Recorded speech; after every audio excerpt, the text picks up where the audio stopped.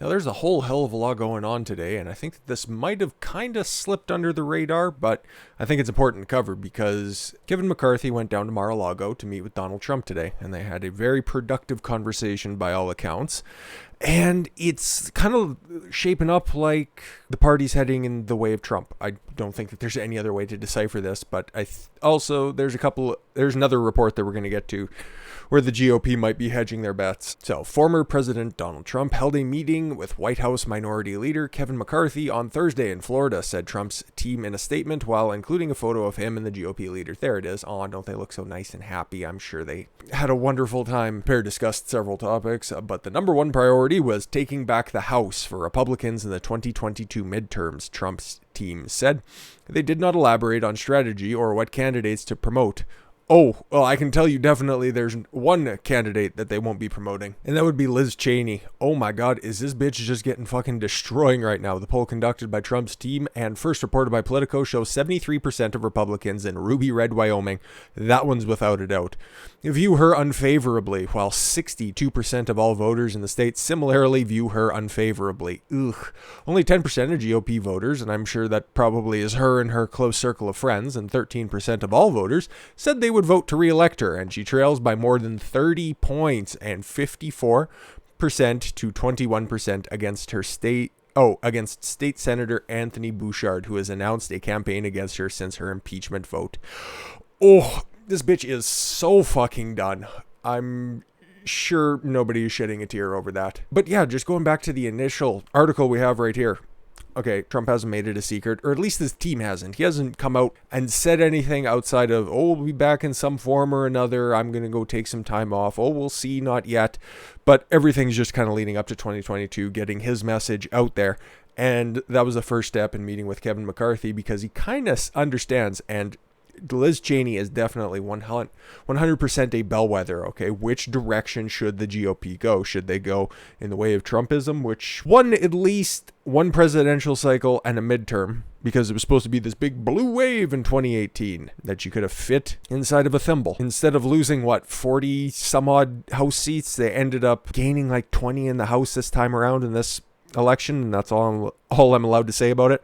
And then on the other hand, you have decades and decades of incompetence of returning back to the George W. Bush neocon style, which left the party in a smoldering disaster in 2008. No, I think Kevin sees the writing on the wall, and outside of his very stupid statement at Capitol Hill about the Capitol Hill riots, I think he's starting to see the light because he's going to have to. And yeah, once again, all indicators point to Trump taking over the Republican Party. A longtime advisor to Donald Trump said the former president will continue to be actively involved in Republican Party politics. The president continues to have an enormous support and approval rating among Republican primary voters. Yeah, obvious. We've seen the one poll there, so I don't know how else I can gauge that, but we also seen that, 75% of people on like the 8th or 9th would still vote for Donald Trump if he were to run again in 2024. He continues to have hundreds of millions of dollars in his campaign account, which he can utilize, and that's the Save America PAC, which he set up in accordance to run again for a second term in 2020, and he's going to be using that PAC to go ahead and finance the candidates most assuredly. I'm pretty sure that's how this would go. His primary candidates that are going to be running up against all the different rhinos, because it's going to be a beautiful safari for 2022. And he will continue to be actively involved in recruiting candidates and holding elected officials accountable for their votes. Corey Lewandowski, a former Trump campaign manager, told Fox News on January 28th. Lewandowski, who managed Trump's 2016 presidential campaign, said Trump won't form a separate party after there were rumors and reports saying he could start his own Patriot Party. Once again, I think if anybody else has done any sort of research on their own, that's just kind of, standard Trump style. Hope for the best, plan for the worst. Okay, set up a third party if the Republican Party decides that they want to self-immolate like a Tibetan monk, or if they're going to self-correct, hey, just slide back in. But it's weird because, okay, we have Corey Lewandowski coming out saying this. We have the meeting with Kevin McCarthy. But then at the same time, this was yesterday that this one came out. The RNC will not back Trump in primary if he runs again. They will stay neutral. The fact that Trump had a 96% approval among Republicans during the previous election cycle says that he owns the GOP, without a doubt.